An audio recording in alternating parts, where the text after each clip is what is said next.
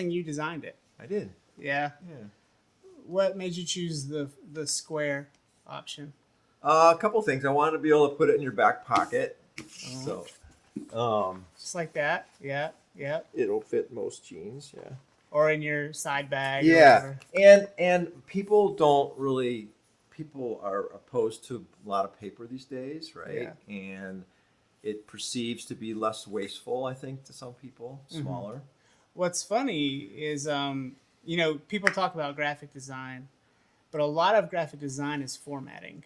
Just straight up like, what's the shell we live in type of Right, stuff. right. I did these years ago. Oh, you like square too, or close to square? That's my business card. Nice. Yeah, I like square too. It's different. It's, And, people fold it up and put it in their, whatever. Yeah. And that annoys me, but yeah, this is big. It's like, yeah. it makes you think differently. That's cool. Yeah. Sure. So I hand it to them with two hands. Yep. And then they're like, "Oh, thanks." Yeah. Like, oh, wow. Yeah. I actually did a That's 90-page publication on addiction. We're empowering creative industry, but like part of it was to help people who are trying to break addiction cycles. And what I found was that was its own magazine by itself. Yeah. And so in 2019, we branched off and we built this publication called My Unspoken Truth. And it had the same format and everything, only it was 90 pages. This is just our media kit, it's just showing what we're doing. Nice. And that's really good. Thanks. Well done. Yeah.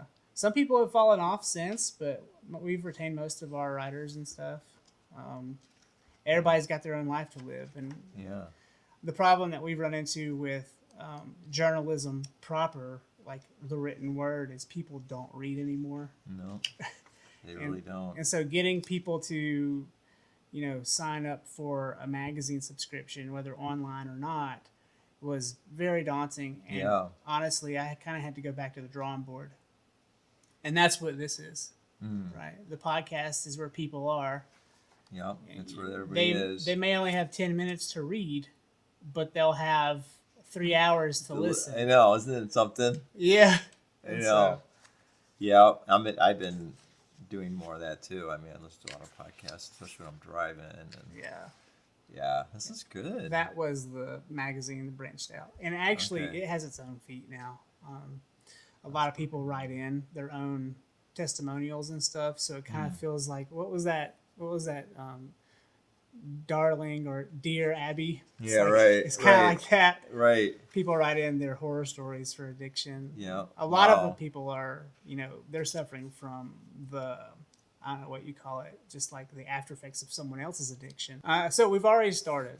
Okay. I just kind of let it go rather than have some awkward opener. All right. Let's just have it. Yeah. And see what happens. I feel like it becomes more fluid that way. I'll tell you why I called you in and why you're my first guest. One, proximity. We work out together. I got to learn a bit about you just through comments that you'd make and random eavesdropping. I would hear you talking to people or whatever. And I just thought you were really interesting. Moreover, I have an inclination to reach out to people who are, maybe a decade or two older than me, because I feel like there's more life experience there. And then also, you kind of fit the mark because I realize you're also a graphic artist. You got started as a graphic designer, and so you meet the criteria to come in and speak with me because you're technical, you're creative, and you're also you're an entrepreneur. And so that is exactly who I want to talk to. Cool. Also, you don't have you have fun opinions that are not so status quo, and I think that makes you an interesting person to reach to. So here you are. Wow. I want to know where you grew up first. I want to know. You said this morning that your mom made her own cookies, and that you couldn't get Twinkies or anything from anyone. So you go trade your cookies, which were probably better than the. Oh yeah.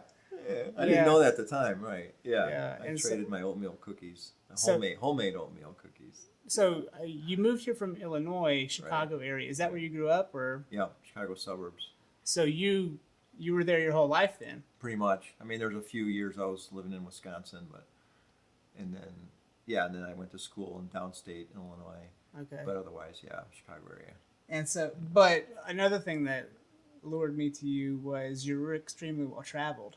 So Chicago was home base, Right. but you sprung off to India, and I can only imagine you probably did a whole bunch of other traveling too. A little bit, yeah. Other African countries. Tell me about it. Like what comes to your mind first? So my first kind of awakening in terms of the world is that the United States is very unique.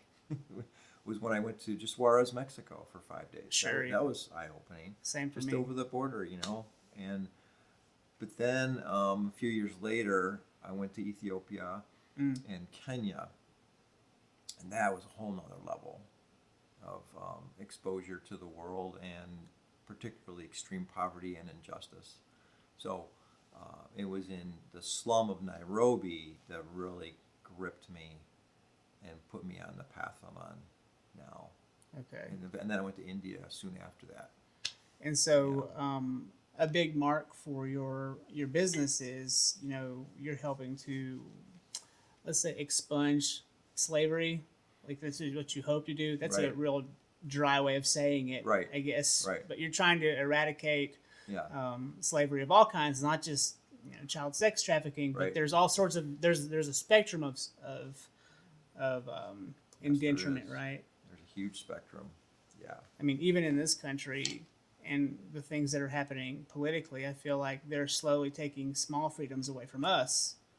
And it feels like we're kind of getting towards some of those same aspects. Am I wrong? Or well, yeah, I think there's some elements that are brewing. Yes, we're not. It would be a while maybe since we would be to the level that some of these other countries are. But we do have slavery in the United States. Yeah. And slavery, what I've researched and learned, is a symptom of extreme poverty, more than any other factor. Yes, there are some isolated cases where maybe someone is wealthy and rebellious and gets caught up with some people and ends up moving from prostitution to being trafficked, but that is a very, very rare case. Majority, 90+% of people that are in slavery are a victim of extreme poverty. So as our country, I think, moves more and more to doing things that I think will actually generate more poverty, you're going to have more desperation, and desperation will breed believing the lie of the stranger who says, I've got a better opportunity for you, and you want some money, you want a family, you want the comforts of life. Let me show you how you can get there. And they don't tell you, but it moves from hey, you want to work in this beauty shop, then become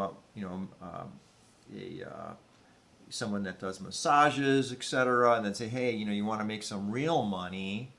I've got this client that wants a little more than a massage. Now you've entered prostitution. Well, it sounds like the Epstein cases, though. Yeah, right, exactly. Yeah. And so that's a really strange example of it coming to America. No pun intended for the film. Right. And so like all of a sudden we have this character like Jeffrey Epstein, and he is in, Manhattan. Right. And he's bringing in, underprivileged youth or less than rich, women. And then they're basically getting into the same situations, right. Only probably for more money than we would see someone in Nairobi or. Well, and I think also as a part of all of us that wants to be loved and valued. Yeah. And I think that breeds a lot of this too. If you feel unloved and valued, and you grew up in a very broken home, and you've always been searching to be valued, that can also lead you into this. It's like, oh, they become your parents, your family in a sick way. Well, and that kind of brings me to an interesting, I guess, sequitur. How can we improve the home life of people who, how can we make sure that these children have parents that love them? How can we ensure that they don't get, caught in the traps of, daddy issues when they're 14, 15, 16? And, my mom's a guardian ad litem, and she's seeing the gutter, man. and she's in her 70s, and she sees the gutter every day, given she lived it because she taught handicapped children for 40 years. But now she's really seeing it. And she actually gets to go in and make cases to the judge whether or not the children stay with their parents or not. And sadly, often she makes cases for them not to stay. And, that's really sad because these people don't have one kid. They have seven, and how do we, I guess it starts from the ground up. Am I wrong? Like, we have to make sure that these children have a solid family life or a solid community life, and then they grow up to have children, and then they provide those children like a conveyor belt almost. Right. Quality control. Well, most of our experience, my wife and I, who actually partner in this venture, Made Free, our work is in South Asia, India. Yeah. Though I am becoming more sensitive to the potential of what could happen in the United States more and more. But I think that for me to speak best about it would be to talk about it from what I've seen in India. And I think it fits right to what you were saying. So in India, you have, well, first of all, let's just maybe set the stage. There's 40 million slaves today, globally. Okay. 40 million.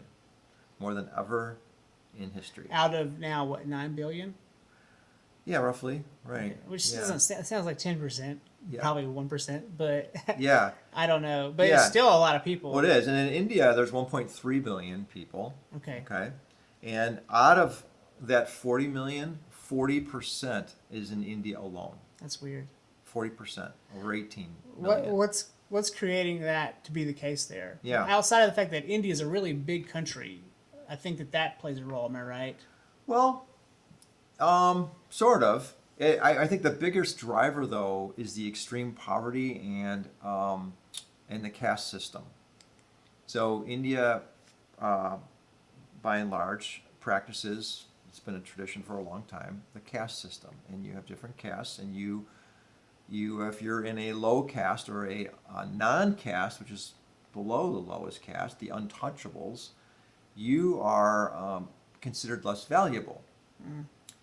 It also fits into the Hindu religion, and that they believe in reincarnation, and you were born into this low caste or non-caste, and I'm sorry for you.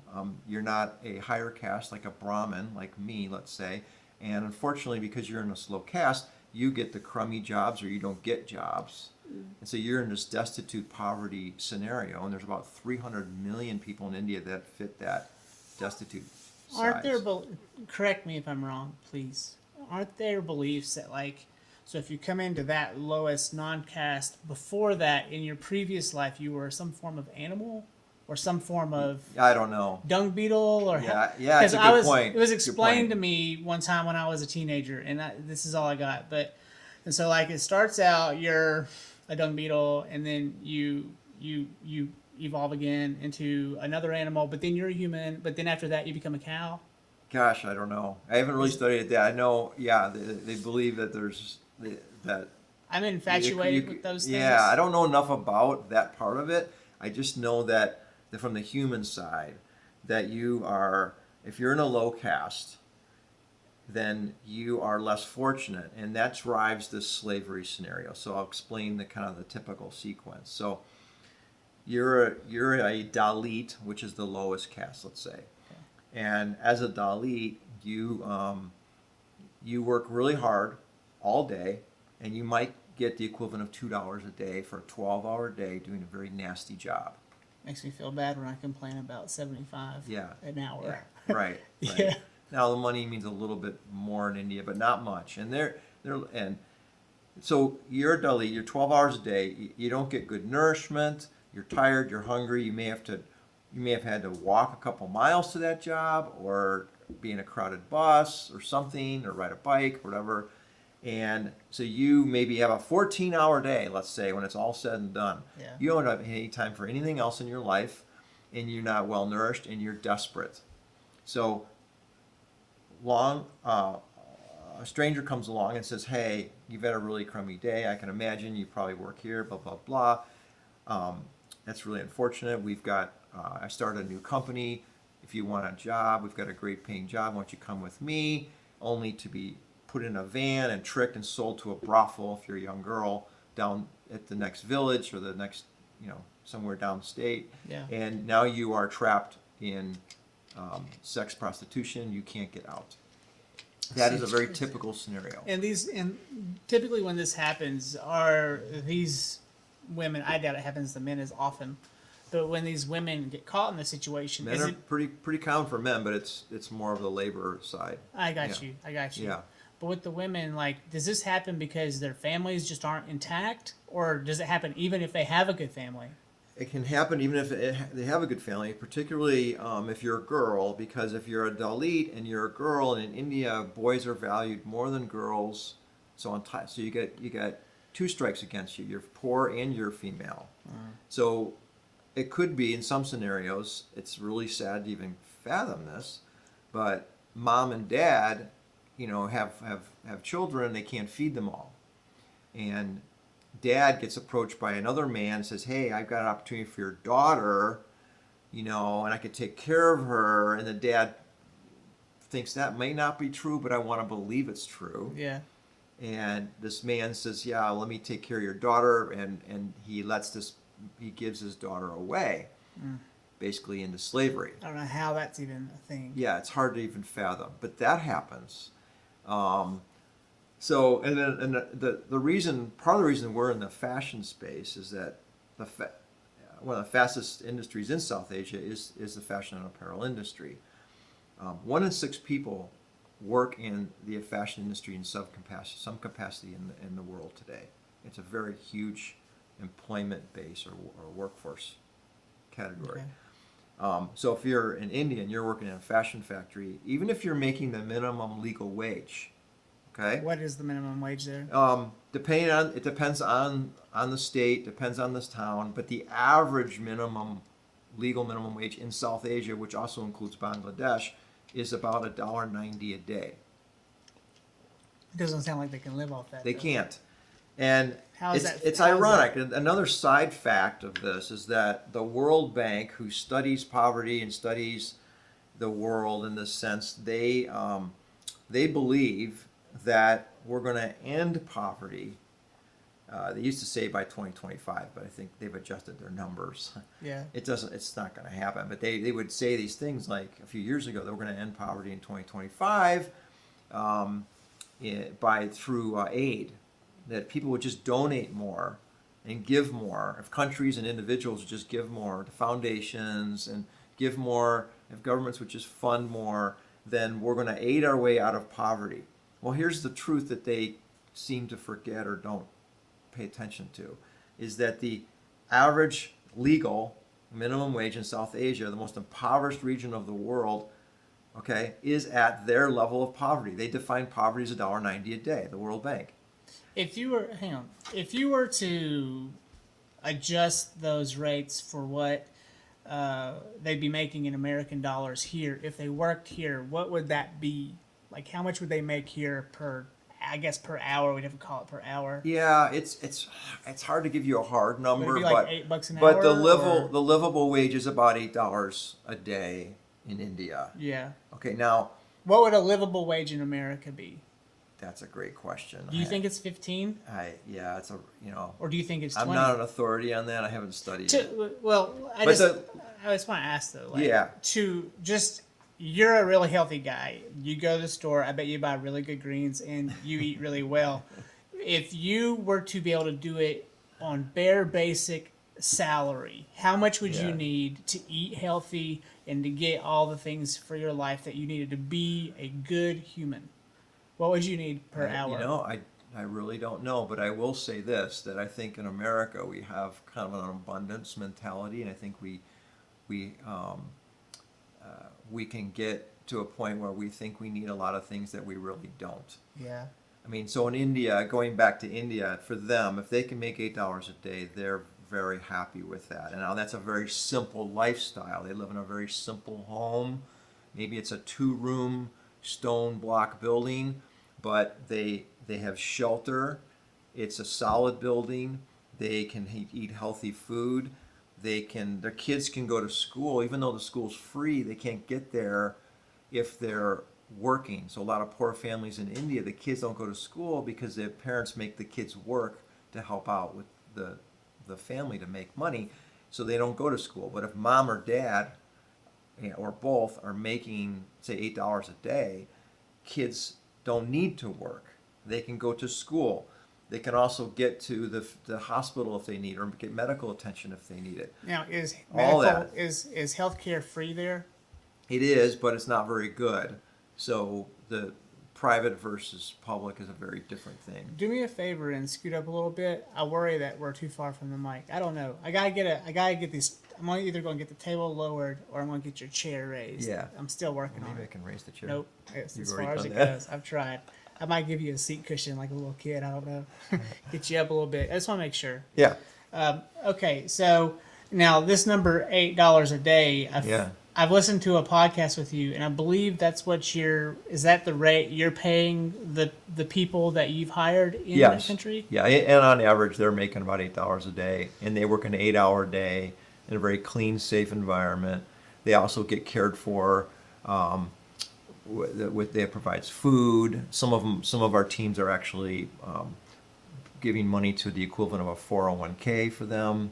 And so they're able to save money. They're able to helping them save. So they can, at $8 a day, they can literally put back $2 a day. Yeah, I don't know the exact number, but it gives them that opportunity. Like maybe $2 to $4 a week they can put back. Yeah. Yeah. Maybe, yeah. And this is changing their life. It's changing their life to the point where they are healthier. So even in the case of the COVID crisis right now, our teams are very healthy, and very few of them have actually had COVID, and none of them are having any medical issues with COVID. Well, that's what I wanted to ask you about this, because in the mainstream media, they're like, India is dying. Yes. The world is ending for India. Right. COVID is risky if your immune system is compromised, And that generally. is if you're unhealthy. If you're unhealthy. Yeah. If you're generally healthy, COVID doesn't have the impact that it does on other people. But in India, you have a lot of unhealthy people, and you have a lot of elderly. So they don't get nutrition. They don't get the kind of nutrition and vitamins that we do typically in America. So they eat a lot of rice, a lot of carbs. They don't get a lot of protein. They don't get vitamins. They don't get, their sun, I guess. They get vitamin D if they're outside. Sure, but they really don't. They don't get vitamin C, that's for sure. And vitamin C is an extremely powerful tool to keep our immune system strong. So they're probably not getting zinc and stuff like that. No, they're not getting zinc. So their immune systems are very compromised. So I think that is part of the problem. You have a huge population, 1.3 billion, who are not healthy to begin with. And so that's what's happening. So our team, I talked to one of our team leaders who has 200 women in our team there, and they're doing fine. There has been no significant impact because of COVID on that team. What city are they in? They're in Chennai. Yeah. And is Chennai a wealthier city? Or? No, it's pretty typical. It has huge slums and poverty, and it's a pretty big city. It used to be called Madras. One of the larger cities of India. I want to get to this one because it's been a big deal in my life. So you're hiring women for the most part, correct? Yeah. I'm sure you have men as well. Yes. But what's the percentage of women and men in your group that you've hired? 70-30 women. 73. So it's like college here. Yeah. Okay. So when I was in college, 2001 or 2005, I was like the only guy in all my classes, almost, right? Okay. Until I got into film, my major, and then it was 50-50. Okay. But in my large bio class or in my psych classes, it was like women and then like 12 guys. Okay. This has trickled out of the universities during my era and entered into the workforce. And what I've found with my peers, both the men I'm friends with and know, is that most of our wives make as much or more money than we do now. It's just kind of a thing. Like, my wife came out the gates running in 2007 as a pharmacist. Imagine keeping up with that salary. Okay? It's hard. You're paying them $8 a day. and 70% of your workforce is female. And would you call that a patriarchal society? Absolutely. Okay. And so now these women are making $8 a day. Their husbands don't have this same job. Maybe they do, but in most cases they probably do something else. And I bet that $8 a day is a premium rate for most people there. Correct? Well, it's not premium, but it's definitely, like I said, it's a livable if you're in destitute poverty and you're used to $2 a day. So Okay. it's a game changer in that sense. Now it gets them on the right path. It helps Sure. them out of this survival situation. Yeah. Now, to kind of continue on your point, one of the big differences though with these women, many of them don't have husbands. Really? Many women that are in this destitute poverty situation, they've been left by men, or the men have died, and they are left alone caring for children and with their mother in some cases. Okay. So many of these women don't have husbands, Okay. and that's a pretty common situation at this level of poverty. So I don't know the percentage, but I Sure. would say a good percentage don't.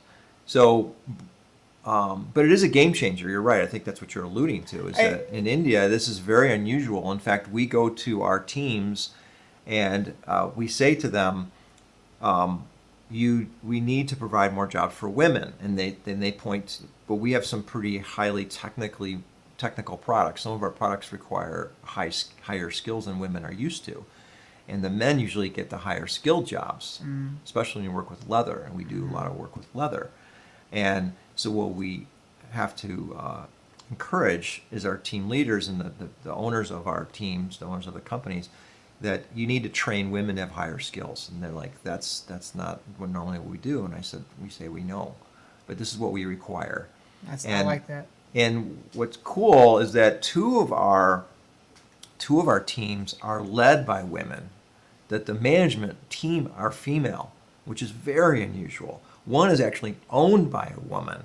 So when we present that requirement, part of them is like a little bit frustrated because they don't have the women that have the skill to them, but the other part of them are really excited. And they go, this is good. This is good. You're forcing me to do what I know is right. Well, it seems like in leathers or textiles or whatever, it seems like a woman would have more of a finesse with her hand. It's like shooting a jump shot or like a free throw. You know, like women have a higher percentage free throw rate than men do because they're really smooth with the wrists. Yeah, you would think. But a lot of these people, men and women, one thing I've learned recently is they really struggle with motor skills with their hands because they didn't get the opportunity to play as children. Why? Because of the poverty. And they just went straight to work. They went at like straight to 5, work. A lot of 6? them started to do manual labor when they were younger, Making and soccer balls and or what something? and they didn't have time to play, and they didn't have the opportunity to play. And what I've learned recently from talking to experts around this is like we actually, in those early development years as a child, when we play, we actually develop our dexterity and our motor skills and our ability to use our hands. Well, here, I mean, we play sports until we're at least 18. Yeah. You know, some of us go to band or whatever and play music, but we're still playing. Right. The trumpet is dexterity just as equally as, playing Sure. whatever. Sure. And so, I mean, like, I guess that's a huge difference between our cultures. It's like we get the chance to play for 18 years. Mm-hmm. If we're good, maybe 32. Right. Maybe 40. Well, Tom Right. Brady's 42? And so like he's played almost half of his life now, and that's probably all he knows. And that's a shame, but who's to say, right? And so, I mean, like, I guess that's a huge difference between our cultures. It's like we get the chance to play for 18 years. Mm-hmm. If we're good, maybe 32. Right. Maybe 40. Well, Tom Right. Brady's 42? And so like he's played almost half of his life now, and that's probably all he knows. And that's a shame, but who's to say, right? I got frustrated thinking about how our society in a way, and the businesses and brands that have been created here, like Nike, and I don't know brands that do bad things, but I know Nike doesn't always pay attention to the poverty in other countries. And my sister and I have our own podcast called Paywall and Earl. It's a joke, but we talk about this a lot. We rag on Jeff Bezos a lot. We rag on Nike a lot, and it's just like, how can they're in Oregon, right? That's where Nike's headquarters are. They're like supposed to be the most woke people in the country, and here they are sending these shoe jobs overseas. I guess to places like India, probably other places too. I don't know, Indonesia, maybe not China anymore, but I know they used to be, right? And they're allowing those people to be completely impoverished. And with literally the shoes that they make, we're stepping all over them as a culture. And then we go to the Olympics and we beat their asses with the shoes they made. And then they look at us like we're better than them, but really we've exploited them for decades. What's your take? Well, it's a very complicated topic, and I believe Nike and others are doing a better job because they've been under scrutiny. So we don't really know to what level they are impacting this topic. But a couple things I do know is that, particularly in South Asia, well, I think it's other countries too, but I know this in South Asia, Bangladesh and India are the primary regions of South Asia that produce a lot of apparel and fashion. And the story of the Rana Plaza collapse is a great, I think, way to talk about this. So tell me, I don't know anything. So Rana Plaza is a fashion factory in Bangladesh that collapsed about 8 years ago. With people inside. 1,200 people My gosh. perished. It was a big story, and never heard it. yeah, you check it out. Rana Plaza collapse, and it was in the news for a couple of weeks during this time. It was well publicized, though people, I think, were very confused and had limited interest in it because it was so far from here. But it is so close to us in this sense. So when that building collapsed, they found a lot of major brands of product in the building. They saw the labels of the product that were being made in the building. So those brands were scrutinized and were really held to the fire as far as, okay, what are you doing here? Because the reason this building collapsed was it was an illegal factory. It was built without permits. It was built structurally unsound. The saddest part of the story, I think, is the day before it collapsed, someone noticed that there were cracks in the walls and the structure, and that it was very vulnerable. Just the day before? Seems like they should have seen it before that. Maybe they did, but a structural engineer or someone pointed this out and told the owner of the building, "You need to evacuate this building. It's going to collapse." It was actually stated. And they didn't. Well, the owner's like, "You're crazy, forget it." And he ordered all the people to get back in the building. They actually did leave the building, I guess, part of the day. And he said, "You need to get in that building, otherwise you're never going to work again here." Someone didn't go back. There are a few people I bet who did. I hope so. But they worked the next day, and it collapsed. 1,200 people eventually perished and were found dead and all that. It's so sad. And the big news was, okay, big brands that contributed to this, how could you do this? Yeah. Well, many of the brands said, we had no idea. And that's their fault. I'm sorry. Right. And the way it works, though, I actually believe them. They didn't know that their product was being made there, because the way the fashion industry works is you work with a front company, a broker, a middleman. So you go to that company and say, I need shoes made or T-shirts, whatever it is. That company outsources it to a bunch of factories. You don't know who's actually going to make the product. You work with this front company, and they tell you everything's above board. They give you all the certificates. Everything's wonderful. Lo and behold, there's this shadow behind them of this darkness of illegal factories and sweatshops and all that. They just want the big contract. They want the big contract, and they'll do whatever they can to get it. And then on the buying side, you have a budget, and you're saying, I want these shoes or these shirts made for this price, and of course we want you to follow all the laws, and they claim they are, and we need certification that you're following all laws, so they give them a certification. So from the Nike's perspective, everything's being done correctly. Now, what's happened since then is that companies are going deeper and looking into, what's going on, and they're finding some things and they're making some changes. But by design, it's a pretty tough thing to really get a handle on, because you have this huge industry It's tough and if there's you're so much corruption. So to me, the biggest culprit in all this is corruption. To me, it's tough if it's a guy like you who, you're doing this, it's not off the cuff, but you're certainly not Nike, okay? Right. We are small. Right. And so, they have the resources to go into Chennai or wherever the city is, Yeah. and literally build a Nike campus. They Yeah. could build 100 Nike campuses and it wouldn't even faze them. And they could have it all up to snuff and deliberately made right. And then these people would be literally going to work on a Nike campus. They could. And I think why don't these people deserve that? well, they do. And I think that it gets down to purpose. What is your business purpose? And for us, our business purpose is not to just make great backpacks, which we do. Our business that's the result, but the purpose is to create life-changing jobs, Yeah. self-sustaining, life-changing jobs.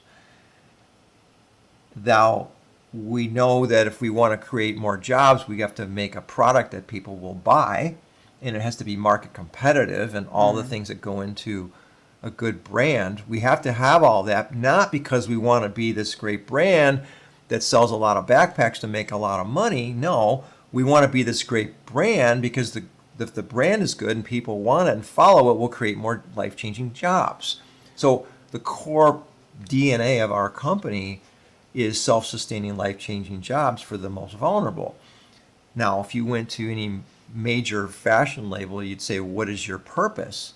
They would say their core purpose is to make high-quality products that meet the demands of the consumer at a good price, blah, blah, blah. To make fashion. Yes. And the labor, and then if you asked about labor, like, oh, of course, we want to make sure that we follow all the laws and regulations around labor. So, but like I said earlier, if you're paying $2 a day, you're not breaking any laws. In some cases, Seems like it. you're not. No, you're not. You're all. So it's not. Because that's the minimum wage. You have to look, I think, at people and livelihood and quality of life and purpose, and not get hung up on technicalities sometimes. Now, technicalities can be good, and there's reasons for laws and there's reasons for standards and all that, but you have to go in many cases beyond that. And you need to be driven to have a company that is efficient and is profitable, of course, but not at the expense of humans. But the markup on the Nikes is insane. It is. It's $240 for a new pair of Air Maxes. Well, to put it in perspective, you could double the wages of a T-shirt maker, and it would add 3 cents to the price of a shirt. I heard you say that on the other podcast. So yeah. it's not an issue, so. And we're proving this. We're delivering a market competitive backpack. Okay, it's priced on point with the best brands out there as a lifetime guarantee. It's handmade. It's made from the best materials. Prices are good too. Yeah. $95. I saw that But for what is like a $400 bag. It's $98 Yeah. For a really good quality backpack with a lifetime guarantee. I've seen a bag like that for sale for way more than that. Sure. Eddie Bauer and places Sure. like that. And the point I'm making is that we can do this all while paying people up to 5 times what they normally would make. So why are we able to do that? Well, we're using best practices. We have a very efficient supply chain. But probably the biggest reason is we're not after corporate profits. We're after a reasonable profit to maintain scale and grow the business. But our biggest purpose, of course, is the maker at the beginning of the process. And so it gets into that company purpose. What's your driving force? Why are you in business? Okay. And what are you doing to support that purpose in every part of your process, your culture? On your last podcast that I don't know how many you've done, but the one I listened to, I think these guys were up here in town, and you sat down and talked to them. It was a good. It was a good talk. You talked about how you had a few profound experiences that led you to this, and then you just mentioned earlier you were in Nairobi. Is that right? Yeah. What happened? Were you dehydrated and just like saw like a vision in your hat? What happened? Was this a Mormon moment? Like, no, I'm kidding. But you know what I mean? Like, how did you come to... Right, yeah. So, I was in the slum called Kibera near downtown Nairobi, Kenya. It's the largest slum in Kenya. It's said to be, there's 500,000 to 1 million people in this slum the size of 1 square mile. Wow, that's a lot which of is people. unfathomable. It's a very dark place. There's open sewers. There's very little infrastructure. And we were there. I was there with a group of men, and we were meeting with this woman and her ministry. It was a Christian ministry, and they were creating jobs and caring for women that were HIV positive. These were really girls. They're probably 15, 16-year-olds. Already HIV positive. Already HIV positive. Already had children, many of them. And they were making jewelry. They had some jobs, and they were living in this safe, clean place, and they're making jewelry. And we were there, and the young women said, "Hey, can you buy our jewelry? If you do, it'll help me." And I'm like, "Sure, I can buy some." At the time, and I'm thinking to myself, okay, is this really helping them? How much is it helping them? I asked them. I found out that they're making about $3 a day. And they said that's actually really good because most people in Kibera make $1 a day. And I got them to admit that really that the game changer would have been that livable wage around $8 a day. And at that point, I was overwhelmed with the kind of the vision, if you want to call it, or desire. But it was really for me, because I'm a Christian, it was the Holy Spirit. As a believer in Jesus, we believe in the Holy Spirit and that the Spirit is alive and well, and the Holy Spirit is also a person. Sure. And that Spirit imparted on my heart at that moment. Was the Spirit you at that point? I mean, that's a deeper question. But like the Holy Spirit supposedly lives in all of us.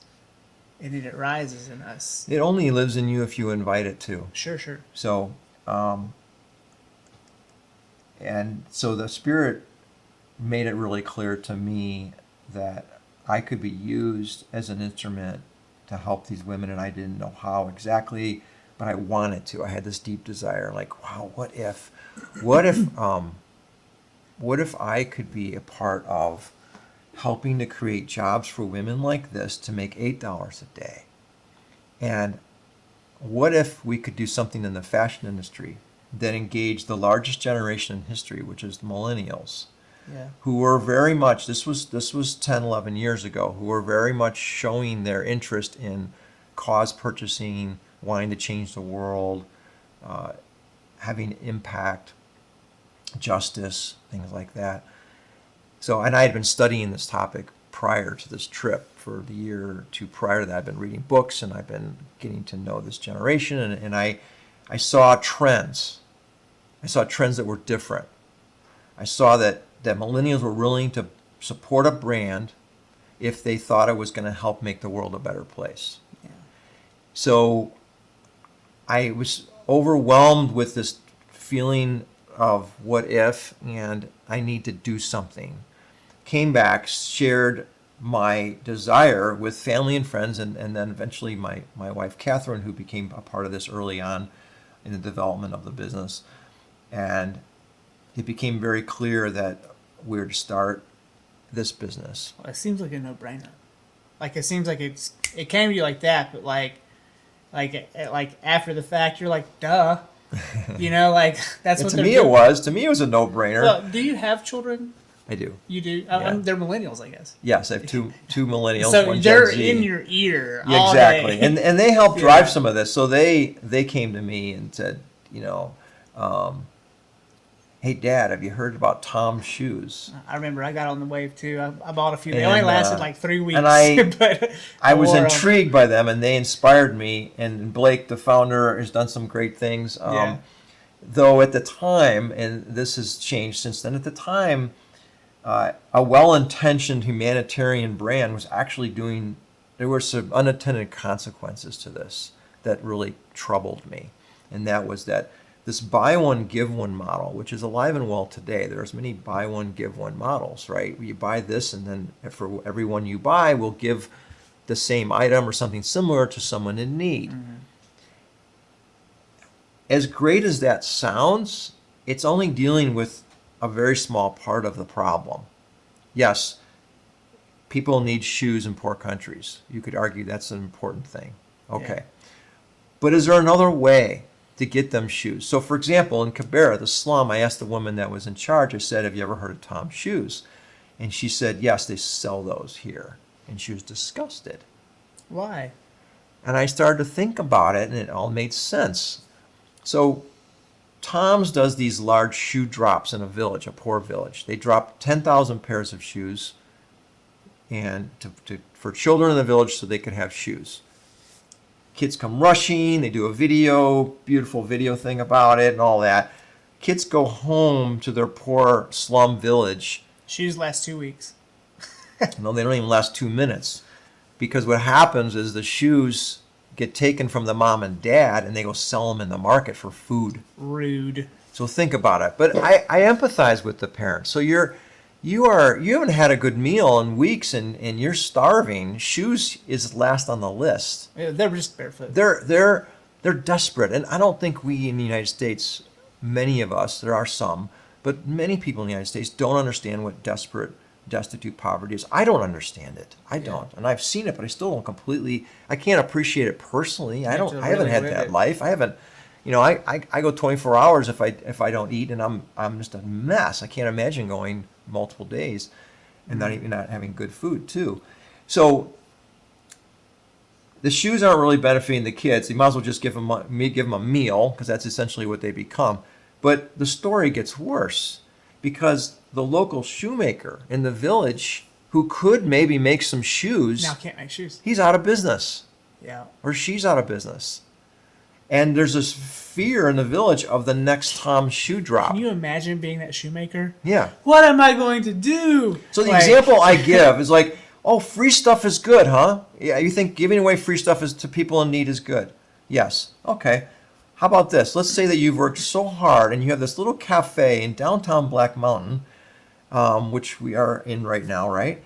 And this little cafe, you've worked really hard, you're barely making it, and a bunch of people got together and decided to donate money to create a free cafe right next door.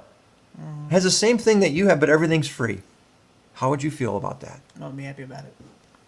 Yeah. Well, how different is that? It's a race to the bottom, which is what I see in media all the time. And that happens to me. So you see this? This is like $20,000 worth of equipment. Okay? Right. And I'm not in debt. Thankfully, I was able to pay it all off, which is another story I'll get to later. But, the next guy over, he's 24, fresh out of college. I love his ambition, but he's going to do that job for free. Okay? And his daddy bought him that camera. Okay? And that's what's happening. It's not like he went and bought that himself.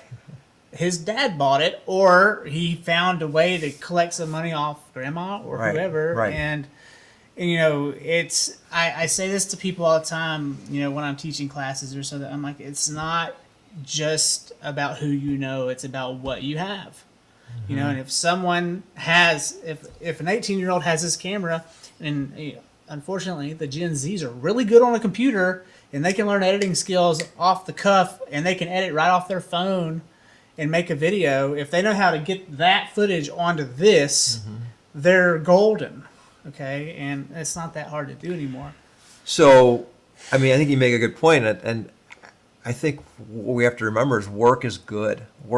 We were made to work. Yeah. Work, doing good, adding value, providing value for other people is a good thing. And we can grow and we can prosper, I think, a lot better when we are we are encouraged or required in cases to actually earn a living, to get a wage, to actually do a task. So in the case of what we're doing in India is that, we're not, it's not a handout. It's an empowerment model. Okay. And there's a lot of people that donate to poor people, and I think there's a time and a place, but that should be temporary. We can give someone food today because they're starving. Great. Teach a man to fish. But let's help them get out of that cycle. Yeah. And we don't typically do that. We take the short-term plan, which is survival mode. They need food. Let's get them food. That becomes the long-term strategy. And I think that's the problem. And that's where the World Bank is missing it. They're saying the answer is aid. And they're killing entrepreneurship opportunities in these poor countries by doing that. They'd be better off encouraging entrepreneurship and empowering people to take control of their lives versus getting them hooked on the aid drug, so to speak. Yeah. So I wasn't even going to bring this up, but it just popped in my head. I get contacted every once in a while from someone in Ghana or somewhere, and they find me on Facebook, and they're like, hello, and I'm just like, Right. hi, because I respond, and I probably shouldn't, but I do. And I end up getting in some weird discourse with them. My wife rolls her eyes, and they're like talking about how they need money or this or that, and I'm like, hey, have you considered pressure washing? That's a really great opportunity. Right. I don't know how much they cost in your country, but we can get a pressure washer here used for like $55. What can, and he's like, can you send me the pressure washer? I'm like, no, I can't. What, and I probably foolishly am saying these things, but it just makes me think, it's like, I pull up Ghana Street View, and I'm like, God, that needs pressure washing bad. Look at that building. You could pressure wash that one for days, and it would still be dirty. Right. And I'm just thinking, like, how would these people in these third world countries, without asking for a handout from us, like, how could they grasp that entrepreneurship? What could they do? Because when the pandemic hit, like, I started advertising myself as a pressure washer. Because one, it's so peaceful. You just really get into it, and you just forget you're working. But then two, like, that's just one thing. What other skills or trades could they come up with that would work in their countries? Well, I think this gets down to leadership, motivation, cultural issues. There's many skills. There's people in India, like America, can do a lot of the same things. They can have Better than us. in some cases, yeah. There's a couple handicaps in poor countries, and I'll just use India because I know it better than others. In India, as a child, you go to school, you are punished if you're creative. You're taught to learn rote. Like, you are not. I'd be screwed. Yeah, me too. You are not taught to think outside the box or solve problems. They want you to be specific. They want you to memorize. So you're basically indoctrinated into a memorization, be a good robot, and then when you become an adult, that's all you know. That's the only mindset you have. Is like, I'm a hard worker, but you need to tell me exactly what to do, and I'll do a repetitive task over and over again. And they're not really thought to solve problems and be creative like we are in America. America is a very entrepreneurial culture because I think we look at failure differently. We look at failure, especially more so now, as the opportunity to learn and to find discover something a better way. Failure is the process. But do they not see, like, how we're doing that? And do they not? Because it seems like, in a way, they're almost trying to be like. No, I mean, you really can't were. understand it unless you're actually here in a culture. I mean, they see what they see on TV. They see the results of America. Well, back in the day, right? Like the 60s and 70s and 80s, everybody wanted to be a doctor, a lawyer, or something else like that. And I guess they saw that, and that's kind of what they're doing, right? A very small percentage. Very small percentage. A good job is work at a call center and basically follow a script. And that's that rote part we're talking about. When it comes to, like, gig workers, like, especially in an industry that was crippled like mine, the film industry, like, for me to make a living right now off of my gigs alone, off of my jobs alone, is hard. It's real hard. What's your take on the pandemic assistance that's still running right now and how it's helping these small business owners who have pandemic assistance? What's your take? Well, I believe in the power of the markets, of the consumer, and I believe in the way our country's been formed around capitalism in a positive way. Capitalism can be used for ill or good. I think there's been mostly good. And if you look at the pandemic, and you can find experts that will support this, that if we hadn't have shut down, we would have done even better. I don't disagree. So I think what this shutdown created an unnecessary consequence, I believe, and it's very unfortunate that small business got I think screwed. That Walmarts and Targets could stay open, but the small mom and pop shop had to close. To me, that made no sense. It's and unfair. It's not fair. And that these restaurants who are already working on thin margins, having a restaurant is a very difficult business to begin with. I'm aware. It's very thin margin, very risky. And to tell them that they could only operate at a certain capacity is impossible. They can't make any money. So my take on it is that it was handled poorly, and that we shouldn't even be in this scenario, and that the best thing to create jobs is to create wealth in the country, is to encourage thriving business and create value for people and have the exchange of the free market. And we've lost that to a point. But now the market's coming back, and we're actually at the risk of inflation. And this aid package that's out there now is actually, and this is my opinion, these are economic experts. If you do the research, there's many experts that say we're actually enticing or creating inflation through this last bit of aid. It didn't need to happen. The free market was working and coming back and creating wealth, and people are going to have money through jobs. But to actually pay someone enough money that's equivalent to $19 an hour to not work is insanity. And that's what's going on. This extra $600 supplemental unemployment check a week plus regular unemployment is the equivalent of $19 an hour. So why would you work a $15 an hour job when you get $19 for not working? Well, great point. But this is the thing. Why are these jobs? And I know a lot of these people probably work for small businesses and stuff, but like especially on the corporate side, after that giant corporate grab that happened in 2020, let's just not shy away from that. That's what it was. How can a Walmart at that point not pay $20 an hour for their people to come back to work? Like, how can a Home Depot probably does better, but like I just don't. Well, I'm not a big minimum wage advocate. I mean, we don't pay minimum wage. I think you can actually make more than $20 an hour by paying by having a two-part income program. What I mean by that is pay them whatever the current minimum wage is, but have a performance bonus for the team tied to performance of the business and profit. 100%. Treat employees like owners, and I think they will make a lot more than any minimum wage requirement. And on top of that, the company will just do so much better. Yeah. So I'm an advocate of a team-based culture where everybody has skin in the game. Because if you just pay people $15 an hour for showing up, what's going to happen is, and this is the sad outcome of a $15 an hour mandate, is you're going to have unmotivated people, and the employers are going to reduce their staff, and they're going to automate, and they're going to change their business models to reduce the need for humans, and you're actually going to create more unemployment. I've worked, especially in my 20s and early 30s, I had jobs where I was working under a boss, and then I've also been the boss.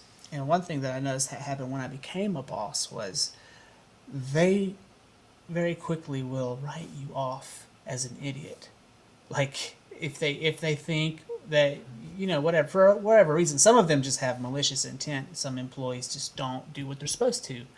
But then also, like, it seems like the moment you're like sitting here on a pedestal, like you're the target for also, and they won't tell, like they'll be nice to you to your face, But then when they go back to the corral, they're talking total shit about you and your mama and everything about you, it seems. And I don't understand what that is. Is that an American thing? Or is that because I'm literally trying to be the best leader I can. I'm even down on the front lines pulling with them, like, and I still would get that type of weird reaction. I mean, you're talking about leadership, and I think there's good and bad leadership in every country and every culture. I mean, I think that's what it gets down to is some people are not meant to be leaders, or they don't really want to be leaders, or they have ill intent as leaders. I think it gets down to the heart motive. Why are you doing what you're doing? What is your business about? Do you care about your culture as a company, or are you all about the bottom line? Are you really want to add value to society? I mean, these are the questions that you should ask if you're going to go work for a company. Do they care about those things to begin with? And if they don't, I wouldn't work there.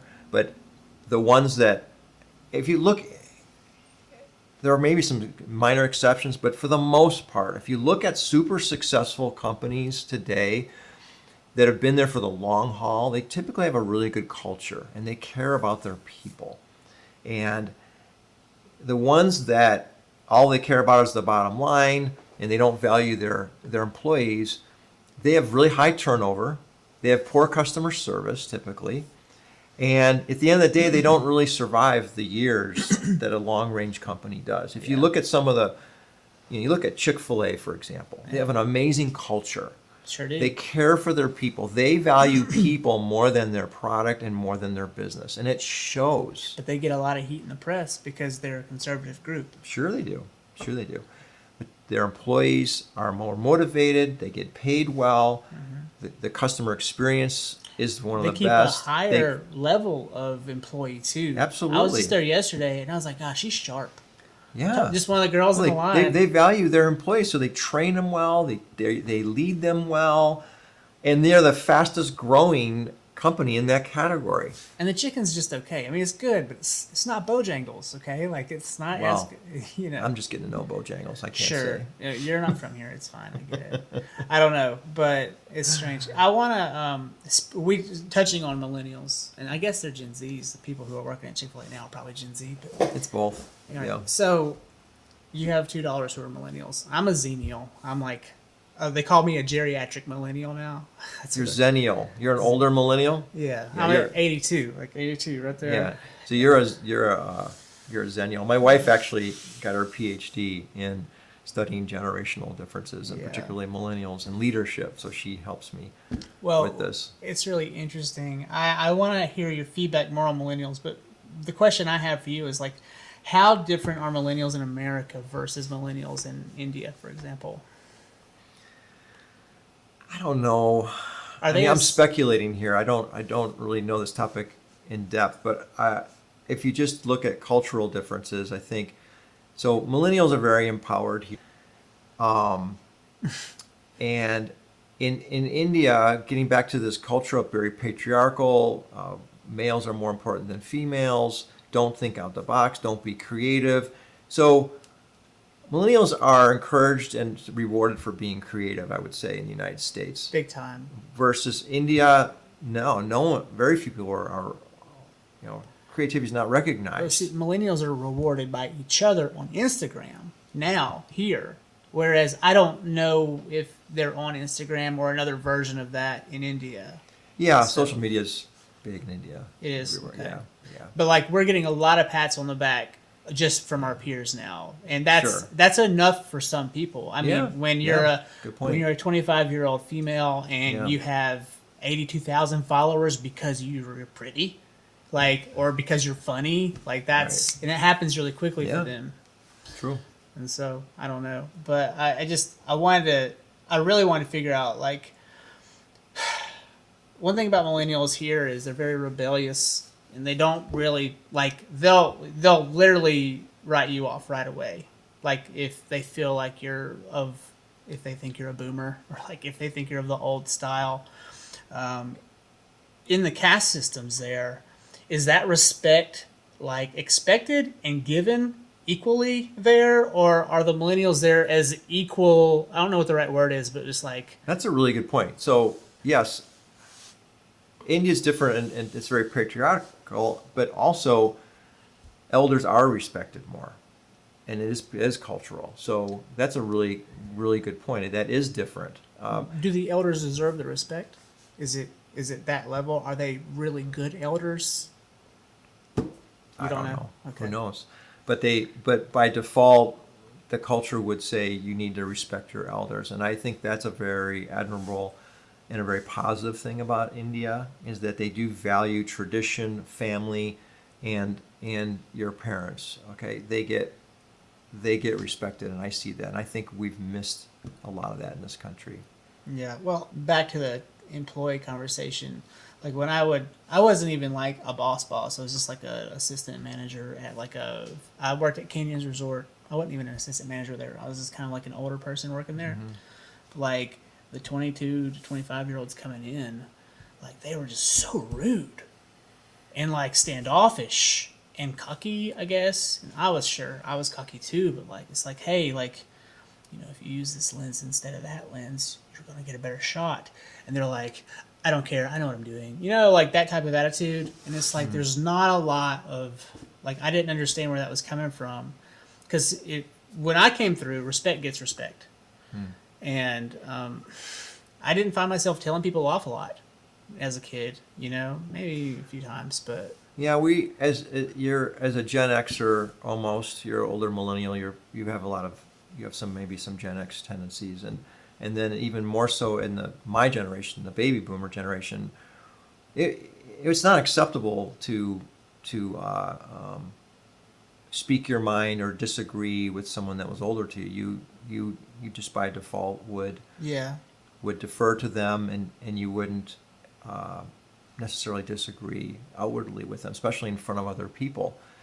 That has changed. Yeah, millennials feel that they have that freedom, and part of it though is the way they were parented. So, boomers raised most millennials, and boomers wanted to give their kids a different upbringing than they were used to. And so, as boomers, you were told to be seen but not heard, and they wanted to encourage their sons and daughters to have expression and to be heard. So they fostered that in the family environment. Like what my wife tells the story in her training is that if you were a Gen Xer or a boomer and you're a child and you're going on a vacation with your family, your parents told you where you were going to go on vacation, right? Said, we're going to Disney World. Today, or what millennials grew up with it was a family meeting, and the millennials had a very strong voice as to what the family was going to do. yeah, So they had this really strong voice, and they kind of expressed their opinion. So now you go into the workplace. What's happening is millennials are having that same dialogue with their superiors, and they're telling their superiors, Yeah. "No, I don't agree, and I think we should do it this way." And the boomer superior is shocked. But as my wife reminds them, it's like, do you have any millennial kids? And they would say yes, and say, well, maybe did you ever teach them to have voice? Oh, yes, I did. Well, then why are you surprised that they're doing that in the workplace? So it's that tension between the way they were brought up versus the way they're living that out in their jobs now. I guess that's one aspect of the millennials that I have in me, because I would do that. I'd be like, well, why aren't we, and I still do it with some of my guys here. Like, there's a few guys who are in their 40s. They have more experience than me, and they'll be like, hey, let's turn record off, turn it back on again. And I'm like, why? Yeah, we're recording, But what I didn't realize was their camera had a 30-minute max, and so we had to cut. There are reasons. I'm like, so I felt silly for even asking why, because I should have known. But yeah, and he's like, because I said so, and I'm like, all right, I'm 38 at the time, so it's fine. But when I was 24, I might have been a bit louder and more obnoxious. Right. Entertain me. What's the impact of China in India? Like, how has China affected them, especially now after this year? How has China affected India? Yeah. Yeah, I don't know. I know that there's a lot of tension between the two countries. I bet. They don't want to do business right now. There's actually military conflict in the northern border of India, southern. But that's really intimidating for China. the Indian people. Yeah, yeah. So they're at a place right now where they are doing as little contact and business as possible. So it's very difficult to import product from China to India, for example, or for them to have commerce. I just feel like as cultures go, the Indians are really our friends in America. Like when I think of India, when I Right. look to India, I'm like, gosh, they're like, I really like them. And I'm not the only person who thinks that. I think that's a general consensus. Right. But then when we look to China, there's like this weird rebuff between, and I feel like that's the way just China is. Like they're kind of standoffish now and cocky. And I heard them talking to one of our diplomats, and the diplomat questioned something they were doing, and they said, as an American, you are not of a level to speak to us about this issue. And that was like, well, kind of we are. Are we not equals Well, here? there's a big cultural thing too. Asia in general and India has some of this too. Is that they're a avoid shame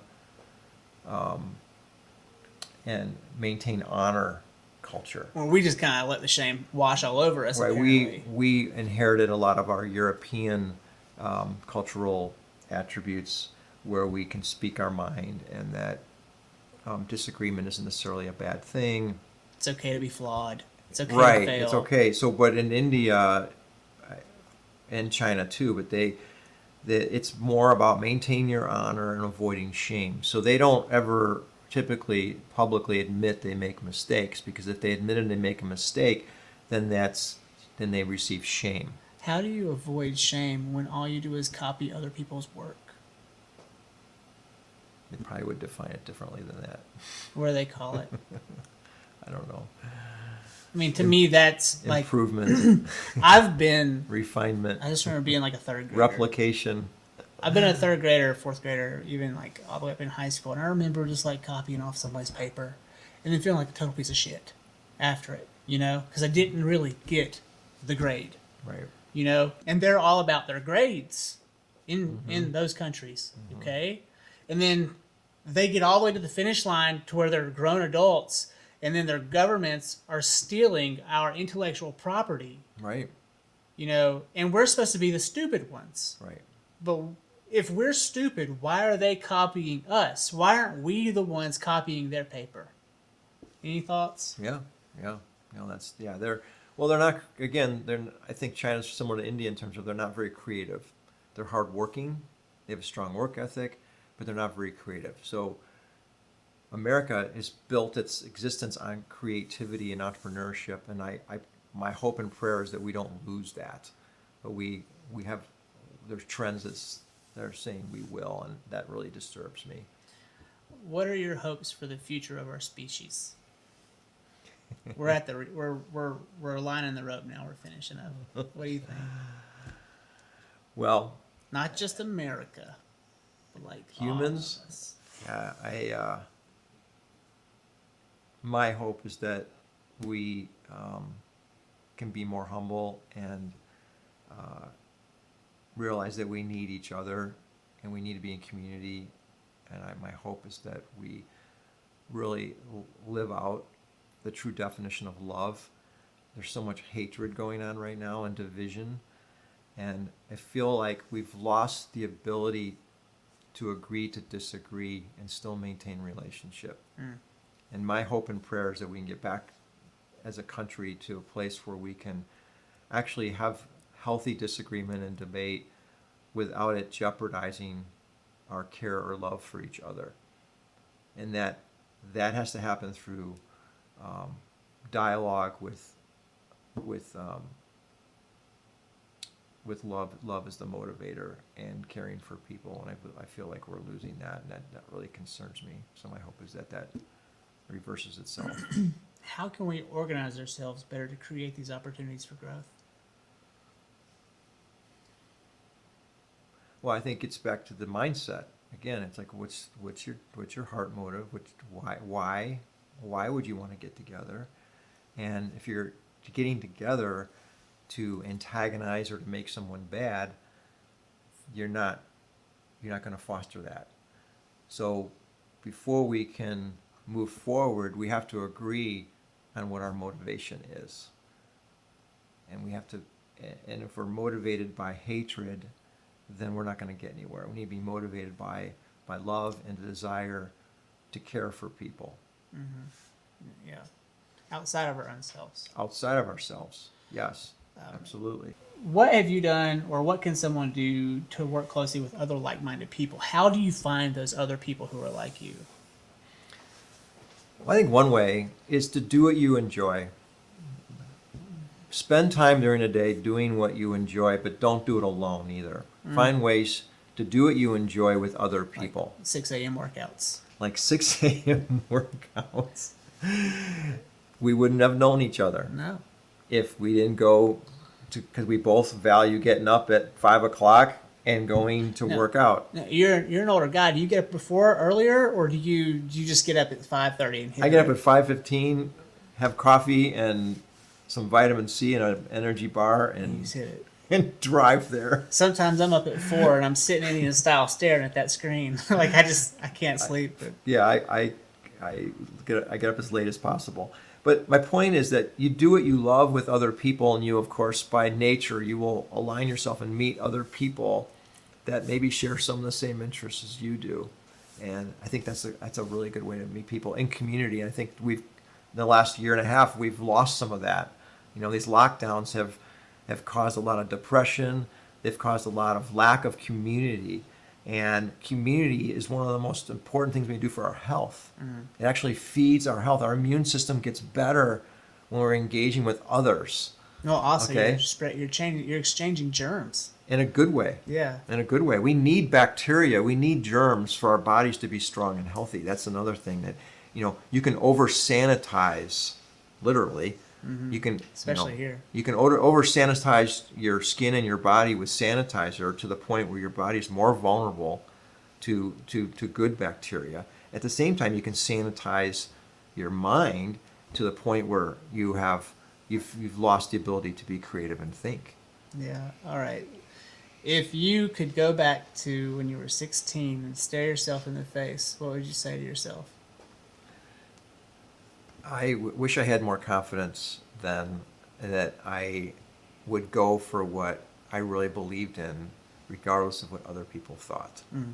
I think I put too much value on what others thought of me. I can say the same. Yeah, exactly. All right. That's all we got outside of what are your hopes and dreams for your family? We hope that we're new in this area in North Carolina. I didn't even dive into that. Yeah, and maybe so later. I know that's another topic, but Yeah. we really want to grow we want to grow and create a community family here. Get to know more and more people in the area. Should be and pretty easy to do in Black Mountain. Seems like it is. Yeah, it's very. Yeah. There's an old guard and there's a new crew coming through, and I find it really interesting how many young people are having children here. Mm. Whereas when we first moved here, the first thing I thought, we were at the bistro, and I was like, God, there's a lot of old people here. like where's all the people our age? And something told me to be patient. And a year or two later, they were moving in. Like everybody was just moving in. Yeah, So that's cool. Yeah. Any final thoughts? No, thanks for doing this. Thanks for your work. It's valuable. Thank you. Yeah. Thank you for being my first official guest. Made free, handcrafted. That's what he does. Madefree.co is the website. Oh, yeah. Tell them how they can find you. Madefree.co. All right. For the kids, where are you on and social? and follow us at madefree.co. Madefree.co. Yeah. And you're on Instagram. What's your handle? Madefree.co. Madefree.co is your... Okay, cool. That's easy. Yeah. Keep it simple. Yep. All right. Oh, I want to buy a bag for my mother for her birthday. Great. I was looking at Urban Pack. Should I Venmo you? What should I do if I wanted to buy one right now? Yeah, I would go on the website and buy it. Okay.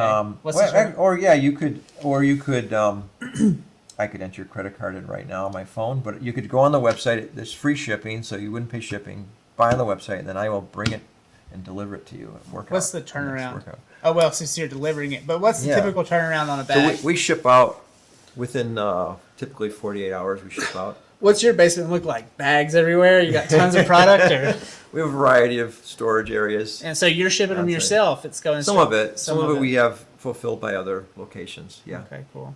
Yeah. All right. Well, thank you for coming on the show. Thanks for having me. I'm Josh Lloyd, and you're on the Ridge.